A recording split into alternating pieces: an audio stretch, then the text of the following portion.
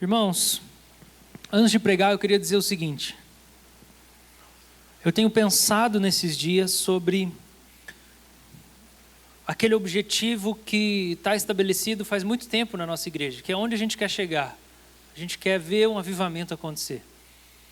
Eu tenho pensado nesses dias que a sensação, em determinados momentos, é que parece que a gente não está indo para esse lado. Parece que às vezes a gente não está indo nessa direção. E nesse último mês de janeiro, a gente falou muito sobre os desafios da gente cumprir a missão aqui. A gente falou sobre a incredulidade, a gente falou que a missão é feita por gente que é ferida.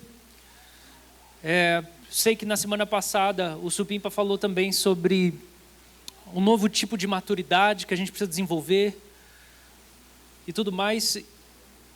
E essa semana, nessa mensagem, preparando tudo isso, eu comecei a pensar, Senhor, a gente fala, parece que o nosso coração quer o avivamento, mas parece que a gente não está muito indo nessa direção. E o Senhor tem falado comigo que cada momento precisa de uma ênfase diferente. Cada tempo é um tempo. Eu acho que de maneira geral a gente está mais acostumado, quando vai falar de um fervor, de um zelo espiritual, a gente está mais acostumado a enfatizar alguns inimigos específicos de Deus. Alguns inimigos específicos da fé. Geralmente é a carne ou o diabo. Geralmente, quando a gente vai lutar por uma devoção genuína, por um reavivar da igreja, a gente acaba focando mais nisso, aqueles pecados pessoais. Imoralidade, isso e aquilo. Ou então o diabo, né? Vamos bater no diabo. E parece que, eu tenho a impressão de que quando a gente começa a falar sobre um outro inimigo que o Novo Testamento deixa claro, que são os falsos mestres e o falso ensino, parece que assim, isso aqui não tem muito a ver com avivamento. Isso aqui tem a ver com a chatice do pastor. O pastor é crica. E daí fica pegando no pé do povo. Mas eu acredito que o Senhor preparou esse início de ano para a gente abordar esses temas e Deus tem nos abençoado nisso. A gente tem visto o êxito nessa caminhada. E eu confesso que é cansativo. É cansativo a gente abordar falso ensino, é cansativo a gente abordar os falsos mestres, é cansativo de muitas maneiras, espiritualmente, mentalmente, você ficar fazendo as conexões, entendendo por que isso é incoerente, por que isso deve ser rejeitado, esse negócio cansa a gente, esse negócio causa atrito, porque tem gente que pensa diferente, daí fica dividido, daí fica meio assim, fica meio assado. Mas a gente vê claramente que os apóstolos no Novo Testamento tinham um zelo não só de pregar contra as obras da carne, não só contra as ações de Satanás, mas também contra o falso ensino. Esse era o zelo contínuo, especialmente nas epístolas, em boa parte delas, quando a gente lê. Eu creio que talvez esse seja uma caminhada de final da gente abordar um pouco dessas temáticas nesse ano. Nós temos incentivado a igreja a fazer a escola de preparação profética sobre dom de profecia, que essa semana a gente divulgou lá, que vai acontecer na Cornerstone com o Fábio Coelho, bimestralmente, sempre no terceiro sábado do mês. Quando a gente chegar no meio do ano, vai ser antes do meio do ano, acho que vai ser em maio, a gente vai expor 1 Coríntios 12, 13, 14, vai falar sobre uma igreja profética, a gente vai tratar especificamente sobre os dons de revelação, os dons sobrenaturais de milagres, mas a gente vê até na ordem de como os apóstolos, especialmente Paulo, vai construindo o pensamento nas cartas. Primeiro é doutrina, depois é carisma. Na evangelização não é assim. Muitas vezes no Novo Testamento, primeiro são sinais e maravilhas. E depois que os milagres são feitos, se todo mundo, você é Júpiter, você é Marte. Não. Calma aí. Atos 3, Pedro cura o rapaz lá, levanta, todo mundo fica, Pedro fala assim, não, acho que foi por causa da minha piedade que esse cara foi curado, mas é por causa do nome de Jesus. Na evangelização, geralmente o milagre vem antes e o ensino vem depois. Mas na edificação da igreja, na construção da epístola, primeiro é a doutrina e depois os dons. Depois os milagres. Então a gente vai e está trabalhando esse mês, tentando de maneira robusta abordar a doutrina, falso ensino, e a gente vai chegar nos milagres, que é a parte que até quem não é crente gosta, né? Mas quem não é crente não gosta dessa parte aqui. Então nós vamos caminhar, e o tema da nossa mensagem hoje é Tcharam. Tito 1. É 1, não é esse aqui, é 1. O tema da nossa mensagem é esse mesmo: apóstolos da humanidade, devolvendo o peito aos homens. Se alguém aqui já leu o livro do C.S. Lewis, A Abolição do Homem, está um pouco em vantagem na mensagem hoje. Porque embora eu não vá tratar exatamente os termos e as coisas que ele traz lá, porque a gente ia tornar muito mais complicado do que é, você vai entender um pouco do que a gente quer falar. Eu quero ler primeiro o título 1:1. E está escrito assim: Paulo, servo de Deus e apóstolo de Jesus Cristo, para promover a fé, que é dos eleitos de Deus, e o pleno conhecimento da verdade segundo a piedade. Paulo, servo de Deus e apóstolo de Jesus Cristo, para promover a fé, que é dos eleitos de Deus, e o pleno conhecimento da verdade segundo a piedade. Amém? Pergunta para nós: o que é ser humano? Perguntinha para a gente começar e começar nosso trajeto nessa carta de Tito. O que é ser humano? O que é humanidade? A gente escuta muito na cultura pop hoje esse jargão, essa frase, está escrito em um monte de lugar, falando que a gente precisa de mais humanidade. Você escuta isso por aí ou só eu? Eu estou num lugar diferente de vocês. Tá. A gente precisa de mais humanidade, precisa ser mais humano. O que significa isso? O que é ser humano? E eu vou começar com um caso dramático que a nossa irmã de Direitos Humanos me passou essa semana, Ana Carolina. Alguns anos atrás, em 1980, aqui no Brasil, um indígena, o cacique Chavante Mário Juruna, ele foi convidado para ir para a Holanda falar num fórum de direitos humanos. É isso, né? Exatamente. Foi falar sobre direitos humanos. Só que ele não tinha passaporte. Porque ele devia morar lá, né, na tribo dele, e não tinha lá uma polícia, um postinho, alguma coisa lá. Não tinha a Polícia Federal para ele fazer um passaporte, e talvez ele nunca devia ter ido. Não sei o quanto esse cara ele estava realmente inserido na vida, porque afinal de contas ele recebeu um convite para a Holanda, né? Então, alguma parte ele estava vivendo na sociedade, mas ele não tirou o passaporte. E o fato foi que o Tribunal Federal de Recursos, agora eu vou ler, que depois virou Superior Tribunal de Justiça, foi chamado para se manifestar num pedido de habeas corpus para decidir se o cacique Chavante Mário Juruna poderia ou não sair do país para presidir a 4ª reunião de um tribunal ético de direitos humanos, que estava lá na Holanda. E a pergunta que foi posta foi: a gente tem dúvida em reconhecer se o indígena Juruna é um ser humano? Ele está na condição de humano? Porque se a gente tem dúvida, então a gente não pode dar um passaporte, porque passaporte é um negócio de um ser humano. É uma pessoa que pode ter um passaporte. E daí ficaram lá brigando com esse negócio. Não, mas ele não tem passaporte. Mas ele é um ser humano ou não é um ser humano? Indígena, né? Não é mais índio que fala. Indígena é humano ou não é humano? Como é que é o negócio? E no final das contas, a humanidade desse irmão da pátria estava sendo discutida. E no ponto final é que eles consideraram que ele era humano mesmo. Você acredita? Rapaz, o povo não estava no tempo do Brasil colônia. Infelizmente, a gente está vendo a miséria dos indígenas da tribo... Eu tenho dificuldade para falar. Pronto. E a gente pode perceber que ainda parece que os indígenas, em certa medida, não são considerados humanos, porque senão os recursos seriam administrados mais adequadamente e eles teriam recebido aquilo que eles precisavam. Senhor, a gente pede que o Senhor abençoe esses filhos dessa pátria que estão nessa situação de horror. Nós pedimos, ó Deus, por homens de bem, mulheres de bem, gente, homens de paz, para que sejam enviados para lá, Senhor, e que todas as necessidades sejam supridas em nome de Jesus. Amém. Mas o que a gente quer dizer com a afirmação temos que ser mais humanos? Então, seguindo ainda uma ajuda aqui da nossa doutora,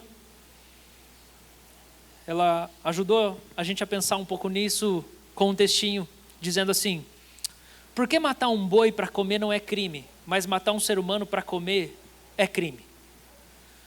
A gente tem explicações religiosas, filosóficas, científicas para explicar por que dessa diferenciação entre o ser humano e os demais seres da Terra. Então vamos alinhar algumas dessas ideias. Primeiro, na religião judaica, Deus, Yahvé, é o Criador. E Ele é superior e anterior ao próprio mundo. Ele cria o mundo e os seres humanos que nele existem dão apenas aos seres humanos o poder para nomear tudo aquilo que se encontra no mundo. Isso já torna os seres humanos diferentes e superiores. Então a teologia, né, de Gênesis já diria isso. Ser humano é aquele que foi encarregado por Deus para estar acima do resto da criação. Uma resposta filosófica: se você não é judeu, você pode ir para essa resposta. O que é ser humano? Por que ser humano é diferente de ser um animal? Resposta filosófica é: penso, logo existo. Se eu tenho pensamento, eu consigo pensar sobre as coisas, eu sou humano, porque os animais, em teoria, não conseguem fazer esse raciocínio lógico. Se você não quer nem ser cartesiano, nem moderno e nem judeu, terceira justificativa é científica. E a resposta científica é que nós somos humanos baseados na ideia de evolução dos seres vivos. Olha só, nós evoluímos da ameba, então nós estamos acima dos outros seres existentes. Isso significa que nós somos humanos e a evolução diz para nós que a gente está acima do resto da criação. Se você não quiser nem ser judeu, nem ser moderno e nem ser... Qual que é o nome da... Moderno, né? Darwinista. Você pode ser cristão também. E a resposta cristã é que a humanidade, do nosso ponto de vista, é a imago Dei, é a imagem de Deus. São aquelas qualidades que Deus depositou no ser humano quando fez ele do barro. O ser humano é alguém que parece Deus. É alguém semelhante a Deus. E não existe nenhuma outra criatura na Terra que seja semelhante a Deus. Eu queria dizer que o ser humano ele tem 3 coisas que a gente pode falar muito sobre o que é, mas para a gente estabelecer um ponto de partida: pessoalidade. Então a gente se relaciona, a gente não é robô, a gente não é uma coisa programada impessoal, nós temos pessoalidade e personalidade. Segundo, a gente tem essas habilidades da razão, sentimento e vontade, volição. Então a gente pensa, a gente sente, a gente decide fazer coisas. E terceiro, nós somos seres que adoram, nós somos seres adoradores. O centro do controle de tudo isso que a gente falou, que é nossa capacidade de se relacionar, a razão, o sentimento e a vontade, tudo isso é controlado pela adoração. O que a gente adora domina todas as outras coisas, e todos os seres humanos são adoradores de alguma coisa, ou dos ídolos ou de Deus, e essa adoração que eles prestam controla a razão deles, o sentimento, a vontade e a maneira como se relaciona. Ok, legal, isso é que é ser humano. Pela fé a gente sabe que Deus criou o mundo e que o nosso pecado corrompeu a nossa humanidade. Então a gente começa aqui pensando um pouco sobre o que é ser humano, e já a gente vai entender por que a igreja apostólica é uma igreja que se coloca como apóstola da humanidade. Isso significa, o fato do pecado ter corrompido a nossa humanidade, significa que a gente vive mal tudo que é ser humano. Tudo é feito em parte, é fracionado. A gente nem pensa corretamente em tudo, nem sente adequadamente em tudo, nem quer tudo correto, nem se relaciona com os outros corretamente. Está tudo fracionado. E por mais que o reino já tenha chegado e a gente começou a adorar o Deus certo, ainda não está tudo restaurado. E a gente sofre com isso. A gente precisa de mais humanidade, porque a nossa humanidade está quebrada. A gente podia, talvez, pensar na humanidade na perspectiva da história, né? E olhar os aspectos negativos da história e a gente perceber, a humanidade está com um problema mesmo. E já foi dito um dia que a única coisa que se aprende com a história humana é que o homem não aprende nada com a história, né? Porque a gente continua repetindo as mesmas coisas. Mas a gente continua ouvindo isso. Precisa de mais humanidade, a gente precisa ser mais humano. Mas o que é isso? O que é mais humanidade que a gente precisa? O doutor holandês Royal Kuiper, ele disse que a gente está vivendo uma crise moral, porque na sociedade as pessoas não conseguem mais confiar umas nas outras. As estruturas da sociedade não são confiáveis. Você não pode confiar no SUS, Porque você vai morrer na fila de espera, por mais que tenha muita coisa boa.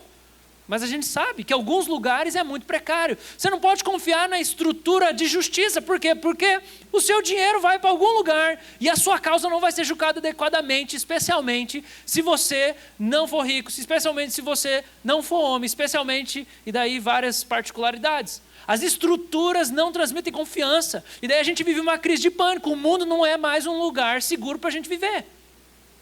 E a gente está falando, a gente precisa de mais humanidade. Mas o que é mais humanidade? Qual é a solução?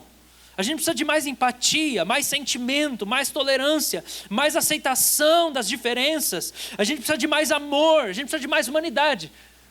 Isso está rolando muito hoje. Essa semana, a nossa professora aqui, pedagoga, Carol, mandou um vídeo. Ela postou no story, né, cara?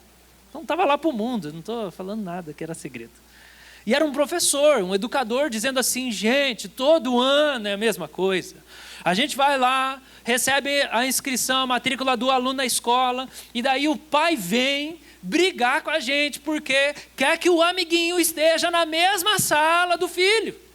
E que seja tudo do jeito do menino e da criança. E os pais dizem assim, mas eu não acredito, como é que não vai ser assim?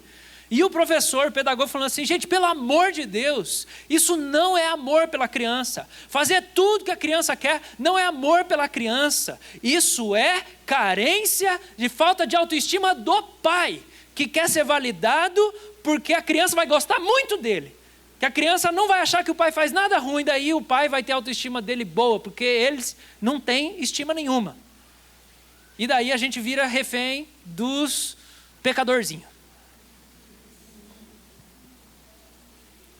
Então, essas crianças, elas têm muito amor pelo amiguinho. Essas crianças têm muito sentimento. E esses pais também têm um monte de sentimento. Humanidade é sentimento, é isso que a gente precisa. É mais sentimento. O mundo vai explodir se for só mais sentimento. A questão é como que a gente vai balizar esses sentimentos que a gente já tem, para que eles não fiquem soltos, pulando dentro da gente. Porque eles, uma hora está aqui, outra hora está ali. Né? Esse negócio que a gente fica toda hora sentindo uma coisa diferente. E daí se a gente for o que a gente sente, a gente está lascado, né? Porque cada dia eu sinto uma coisa, ué. Eu falei aqui que eu tive um sentimento por uma pessoa que eu nem conheço. Eu sou o que eu sinto, eu preciso de mais sentimento, é isso que é mais humanidade? Mas então eu vou sair com todo mundo. Infelizmente tem gente que orienta nesse sentido, né?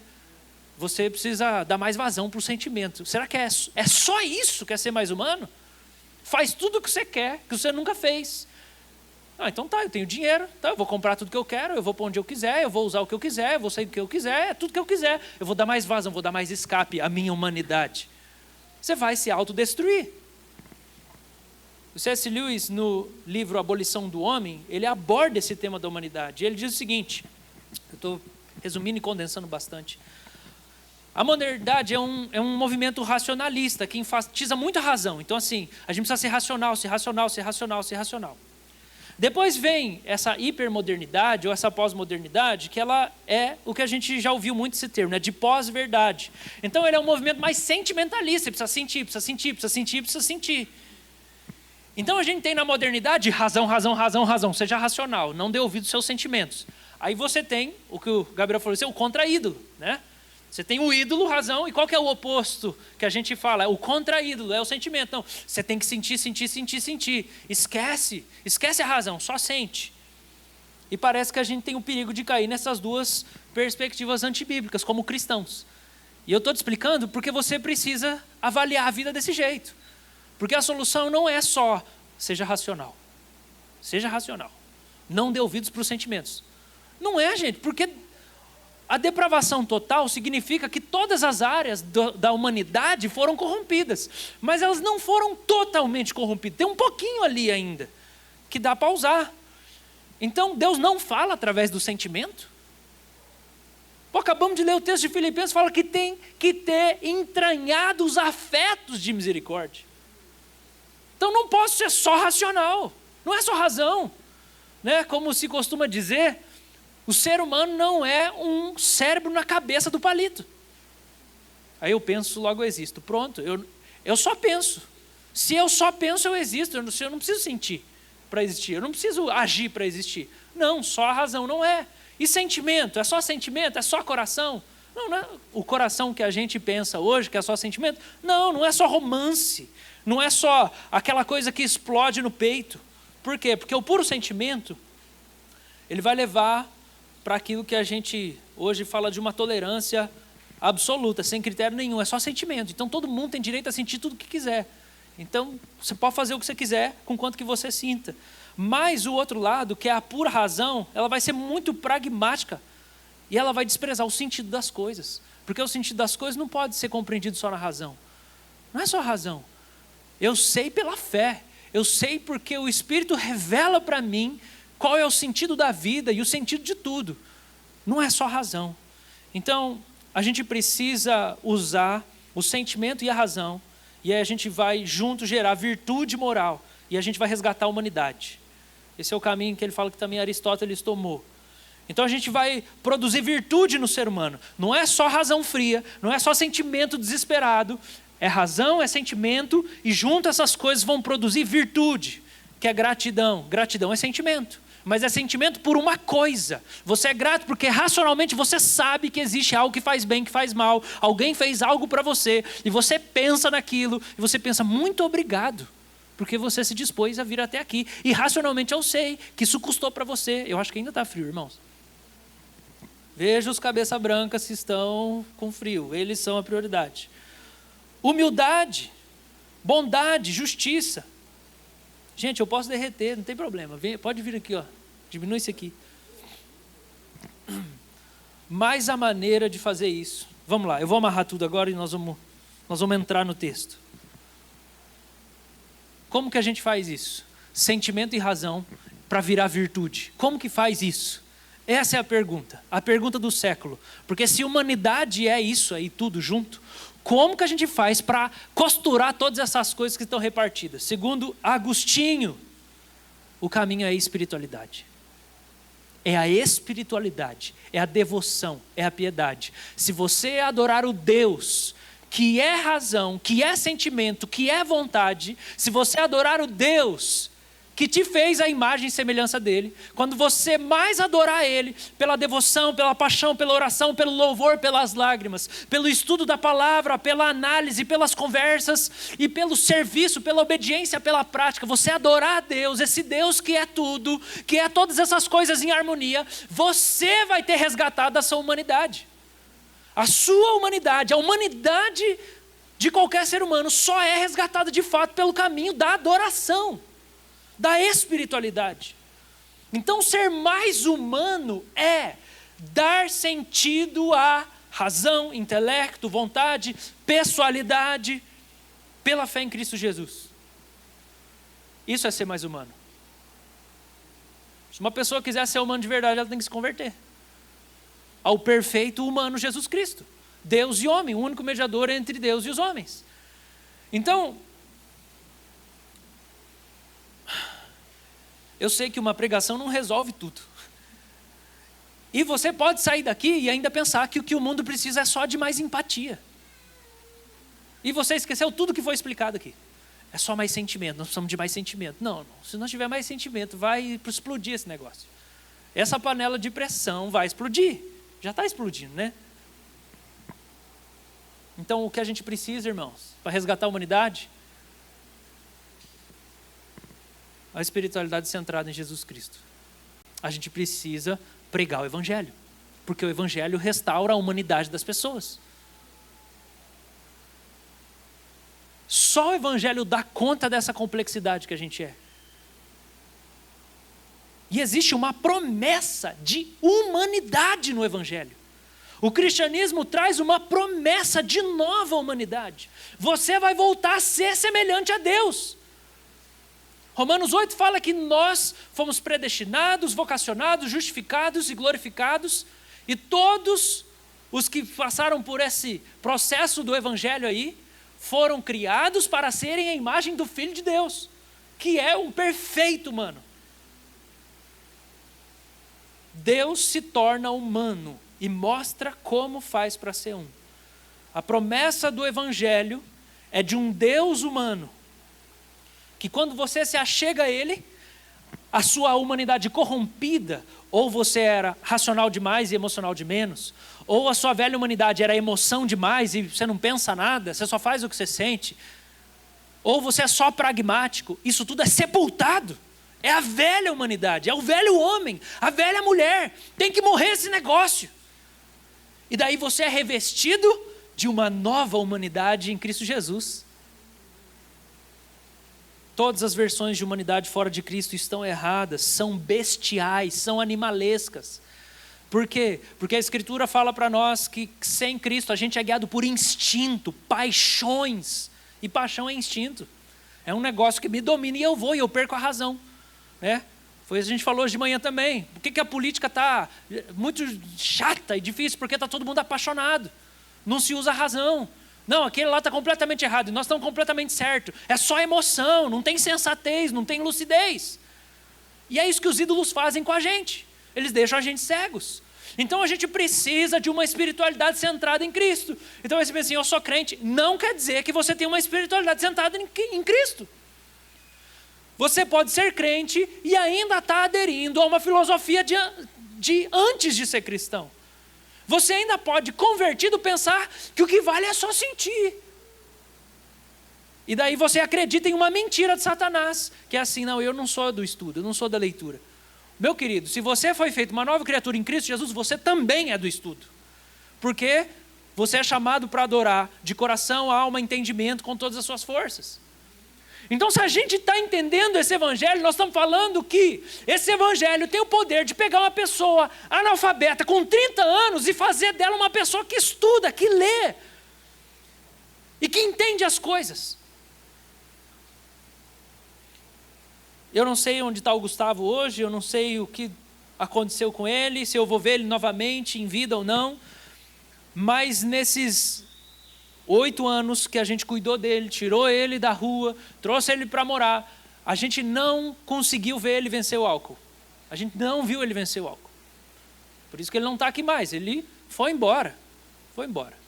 Mas algumas coisas a gente viu ser vencido na vida dele, que o evangelho fez para resgatar a humanidade. Porque o cara que vive na sarjeta, sob efeito de droga, de álcool, ele é alguém que está perdendo a humanidade mais rápido. Porque ele já nem liga mais para o corpo dele, para o cheiro dele. Ele nem sabe conversar mais. E a gente viu ele sendo resgatado de muitas maneiras. Começou a tomar banho, lavava, cortava o cabelo, estava com a barba arrumada.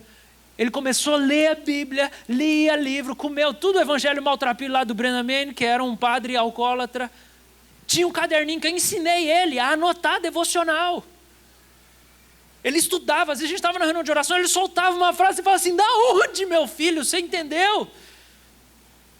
Ele, pastor, você me ensinou, eu faço minha devocional.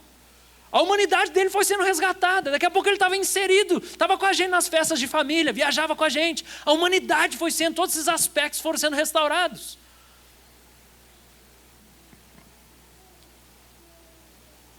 Então, ser apóstolo do evangelho é ser um apóstolo da humanidade. A gente vai devolver para as pessoas a humanidade. A gente vai mostrar para elas que elas podem mudar pelo poder do evangelho. Elas podem ser mudadas. Avança comigo em 1 Timóteo. Desculpa. Tito, capítulo de número 2, verso 11. Se você prestou atenção, o Tito 1 fala assim, a verdade segundo a piedade. Você percebeu? Paulo, apóstolo, para anunciar a fé que é da verdade segundo a piedade. Olha o Tito 2, do 11 ao 15. Porque a graça de Deus se manifestou, trazendo salvação a todos. E ela nos educa, para que renegadas a impiedade e as paixões mundanas, vivamos neste mundo agora. Não é na glória, viu, gente? Não é quando nós morrer, é agora. O poder do evangelho é agora. De forma sensata, justa e piedosa. O quê? Uma pessoa pode ter a sensatez resgatada por meio do evangelho?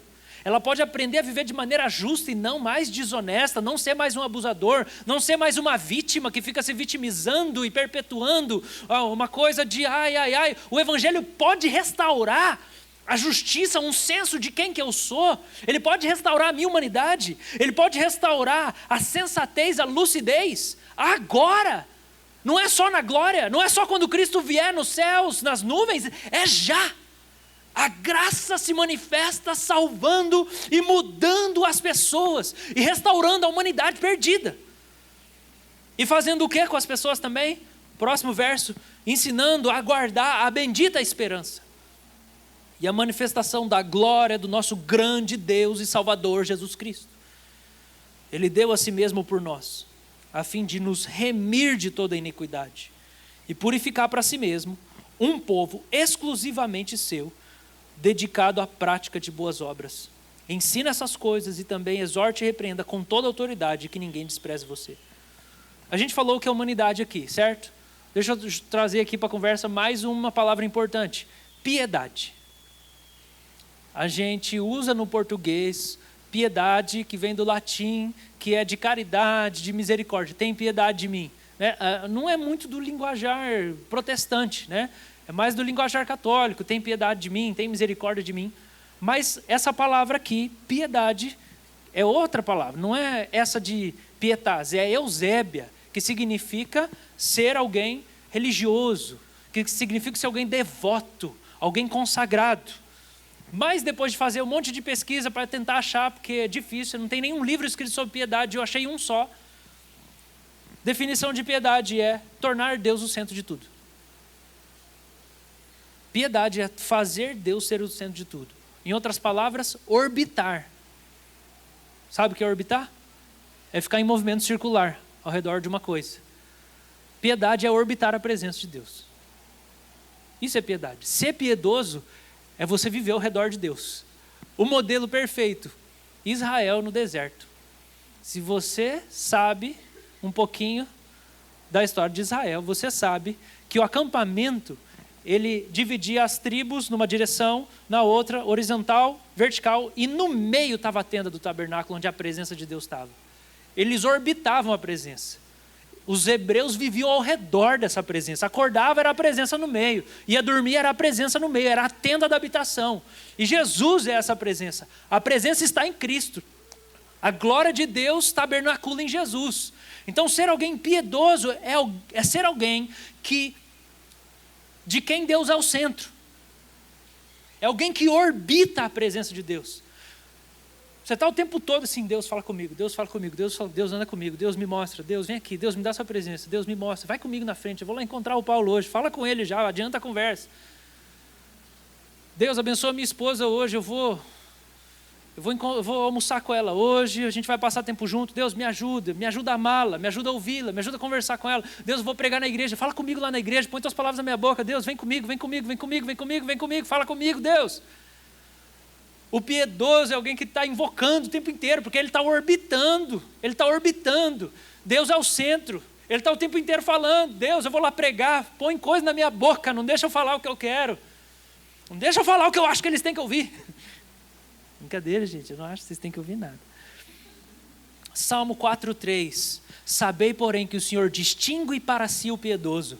O Senhor me ouve quando eu clamo por Ele. O piedoso é o cara que fala e Deus ouve, porque ele vive para Deus. Deus é o centro da vida dele. Então Deus fala assim: eu distingo ele, eu separo. Eu falo assim: opa, esse aqui é VIP.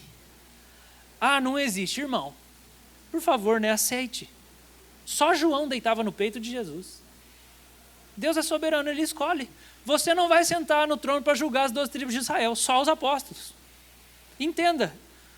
No entanto, sendo não os 12 apóstolos de Cristo, todos nós podemos ser piedosos. Salmo 32:6. Todo homem piedoso te fará súplicas em tempo de encontrar-te, e com efeito, quando transbordarem muitas águas, não atingirão. Parece que essa marca do piedoso, da mulher piedosa, é sempre essa invocação e resposta. Ele é amigo de Deus, ele fala, Deus responde, porque ele orbita ao redor de Deus o dia inteiro. Ele acorda: oh, Jesus, tem misericórdia, antes de eu levantar aqui, me faz te amar, me ajuda. E daí ele acorda, ele vai tomar café da manhã, ele ora de novo antes de tomar o café da manhã. Irmão, ora, pelo amor de Deus, antes de fazer refeição. Eu acho que a minha geração tem uma dificuldade tão grande de fazer isso, principalmente em lugar público. Mostra que você é crente, porque o apóstolo Paulo fala que nada é proibido, mas tudo é lícito e bom, se recebido com ação de graças. Está na Bíblia, você tem que agradecer antes de comer. O piedoso, ele tá voltando para o Senhor o tempo inteiro. Um autor chamado Jerry Bridges fala assim: piedade é o fundamento sobre o qual o caráter cristão é edificado. É o fundamento. Ou seja, não é possível construir caráter cristão numa pessoa que não se comprometeu em orbitar ao redor de Deus, de fazer tudo para Deus, de fazer o tempo inteiro as coisas pensando em Deus. O caráter cristão não é forjado, gente.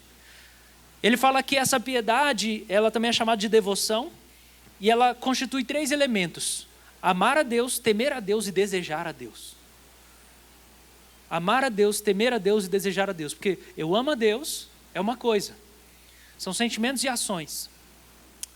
Temo a Deus é uma coisa, eu sei que Ele é muito maior que eu vou prestar conta, então eu me humilho diante dEle. Mas o desejo não é nem sentimento e nem entendimento. O desejo é um anseio, que você fala assim: eu quero mais, vem aqui, fala comigo, me toca. A piedade tem esse elemento, ela te empurra para mais perto. Assim, que benção esse culto, que maravilhoso hoje. Mas a piedade não fica satisfeita.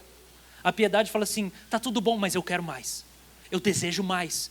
Nossa, Deus falou hoje na igreja, mas eu vou para casa e eu vou orar de novo, eu vou dobrar o meu joelho lá, porque é dia do Senhor, não é manhã do Senhor. Eu vou adorar a Deus de tarde também, eu vou abrir minha Bíblia, eu vou ouvir uma pregação, eu vou louvar lá em casa. E de noite eu venho para o culto.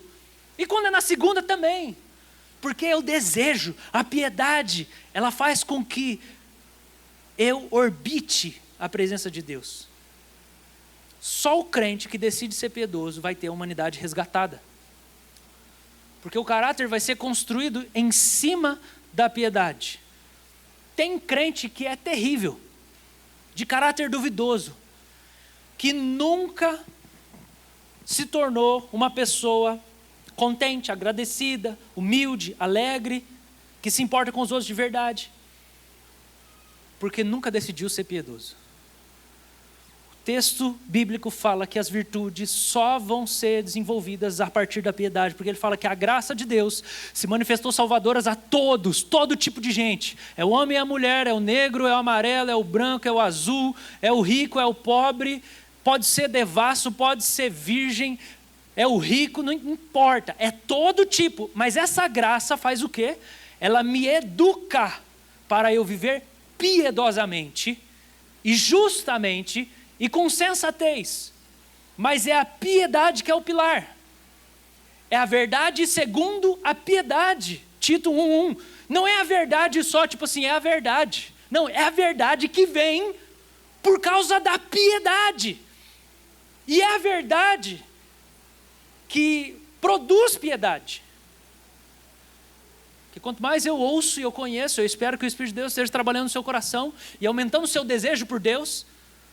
Daí você pode saber que o que você está ouvindo é a verdade segundo a piedade, porque ela te joga para perto de Deus. Martin Lloyd Jones falava assim, que o objetivo da pregação é que no final que você ouviu a pregação, você quer orar. Que é a verdade que produz piedade. Se ouve a pregação, você fala assim: eu quero ficar com Deus, eu quero encontrar esse Deus.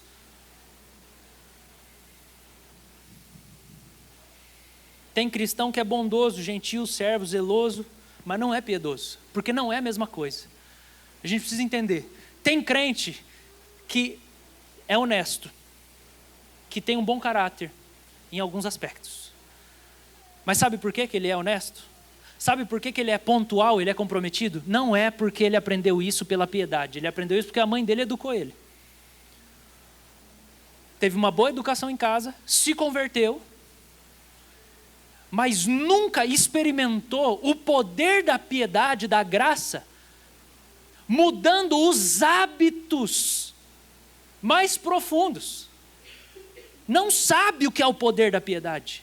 O apóstolo Paulo fala dizendo assim: tem alguns que têm forma de piedade, mas nega o poder dela, se afasta dessas pessoas. O que é ter forma de piedade e negar o poder? É alguém que parece que busca Deus, está aqui no culto, levantar as mãos. Piedade não é um sentimento do louvor. Não é isso que é piedade. Piedade é amor, temor e desejo. É orbitar Deus.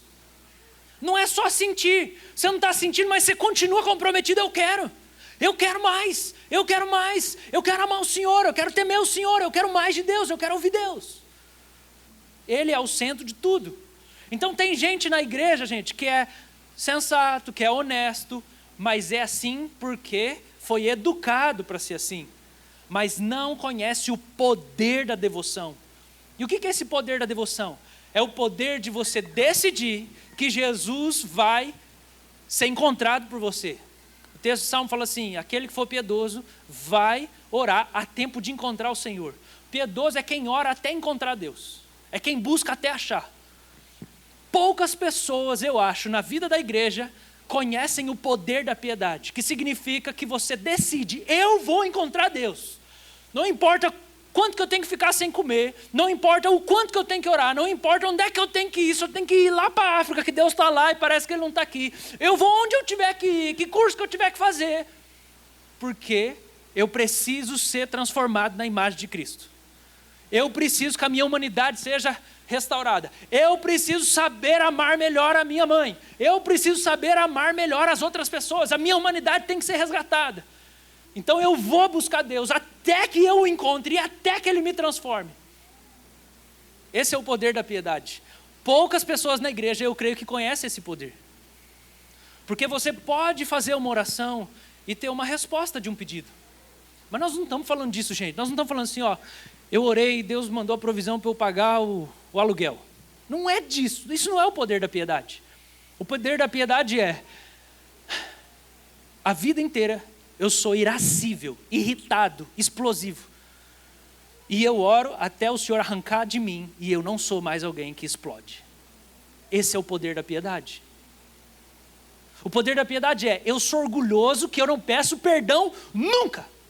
E eu oro até falar assim: Deus, você vai ter que quebrar meu coração, porque não dá para ser esse lixo de gente. Não dá para ser esse bicho que eu sou. Eu preciso ser humilde, me dar um coração quebrantado. E não é no primeiro dia, não é na primeira semana, mas é uma busca de Deus. Até o momento que Deus vem e Ele tira isso de você e você vira uma outra pessoa. Esse é o poder da piedade. Eu acho que poucas pessoas conhecem o poder da piedade na igreja. Aí o que a gente faz? A gente não experimenta o poder da piedade, mas a gente continua com os problemas. Aí a gente pensa: já sei como vou resgatar a minha humanidade. Aí a gente enche a cabeça de minhoca, falando o que todo mundo está falando, usando o que os outros estão usando, vicia em remédio e um monte de coisa. Gente, pelo amor de Deus, não é pecado tomar remédio. Tem gente que precisa tomar remédio, mas do mesmo jeito que tem gente que se esconde na religiosidade, a gente pode se esconder em boas práticas, em coisas que são benéficas, porque a gente não está caminhando na piedade.